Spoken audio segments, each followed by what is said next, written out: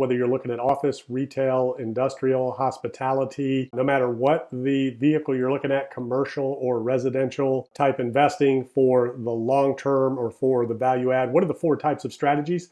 So you have core, core plus, value add, and opportunistic. So let's talk about the four strategies and what they all are. So opportunistic, that's what I do. So opportunistic is investing in distressed assets, heavy lift type properties. Maybe it's a vacant building that you're turning around, or a building that you're gutting and completely redoing, or a property that you're tearing down, building ground up, or just a vacant land ground up. So that's opportunistic. That's generally more risk and higher returns. Then you have value add. Value add is where you have a performing property where you come in and you increase the income through rent increases, through operational efficiencies, but generally you have a little bit more room to increase the income of the property, therefore you increase the value. So that's value add. Typically less risk than opportunistic, but a little bit more risky than a core plus asset, and a little bit more upside than core plus, not quite as much upside as opportunistic. Value add can be class A, B, C, or D. It all just depends on what the opportunity is within the income increase, but generally that's going to be in your class B minus, C,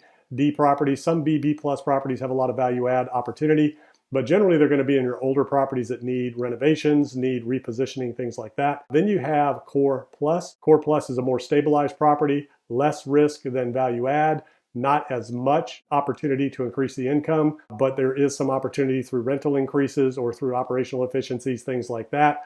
But generally, they don't require a whole lot of capital investment like a value add does or like an opportunistic investment does. Then you have core. Core assets are more like a bond play, a yield play. These are fully stabilized, generally in better markets, more institutional quality type markets, more institutional quality type assets, generally B plus A quality assets that are going to be in core primary markets, and some secondary, some suburban markets with nicer assets. But generally, they're going to be newer, or they're going to be properties that have already gone through the opportunistic value add approach and they've already been repositioned, maximized. So you're just buying a bond, you're buying a storehouse for cash with a yield play versus a margin play like you get in opportunistic, value add, or core plus. And it's the least amount of risk, but the least amount of return. So those are the four types of investment strategies that you can use within commercial, multifamily, and some residential real estate investments.